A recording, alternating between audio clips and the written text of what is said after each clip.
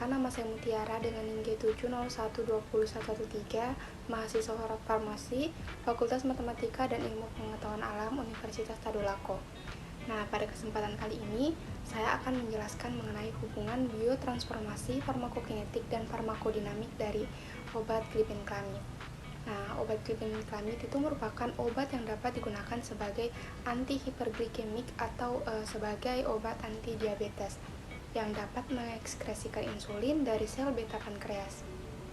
Nah, obat glibenclamid ini merupakan obat golongan sulfonylurea generasi kedua, di mana obat glibenclamid ini digunakan sebagai terapi non-insulin independen atau terapi diabetes tipe 2. Adapun struktur obat glibenclamid seperti yang saya tampilkan di layar, teman-teman bisa lihat.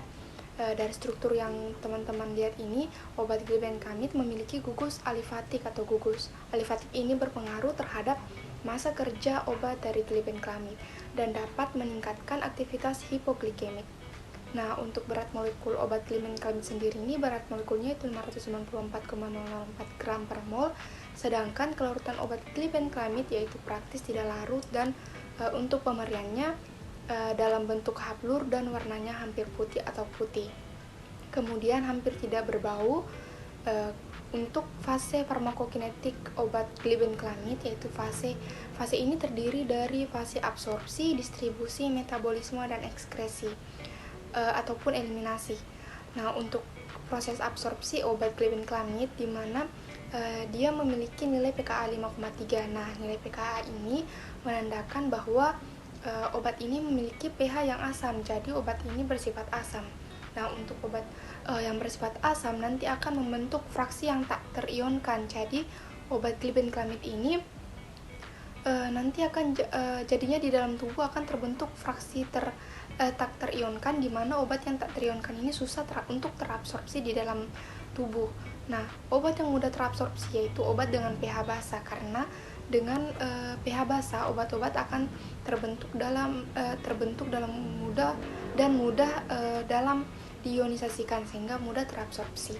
Sedangkan obat glibenclamid membentuk pH asam yang tak terionisasikan. Dengan begitu, obat ini sukar terabsorpsi di dalam tubuh. Karena alasan itu juga sehingga obat glibenclamid ini dia diminum 30 menit sebelum makan untuk mempermudah absorpsi di dalam usus. Selanjutnya, untuk fase distribusi obat glibenclamid. Nah, obat glibenclamid ini didistribusikan melalui ekstraseluler, di mana obat glibenclamid setelah melewati fase absorpsi dia akan terikat dengan protein sebanyak 99% untuk proses metabolisme obat ini melalui enzim yang akan dimetabolisme di hati.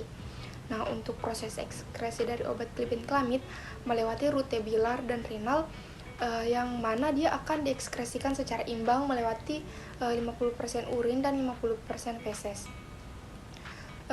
Kemudian untuk farmakodinamik obat glibenclamid ini dapat kita lihat dari mekanisme kerjanya. Nah, adapun mekanisme kerja dari obat glibenclamid ini, dia mensekresikan insulin dari kelenjar pankreas. Dengan begitu, obat glibenclamid hanya dapat diberikan kepada penderita yang memiliki sel-sel beta yang masih berfungsi dengan baik. Nah, mungkin cukup sekian yang dapat saya sampaikan pada video kali ini. Mohon maaf apabila banyak kekurangan. Akhir kata saya ucapkan wabillahi taufiq wal hidayah. Wassalamualaikum warahmatullahi wabarakatuh. Terima kasih.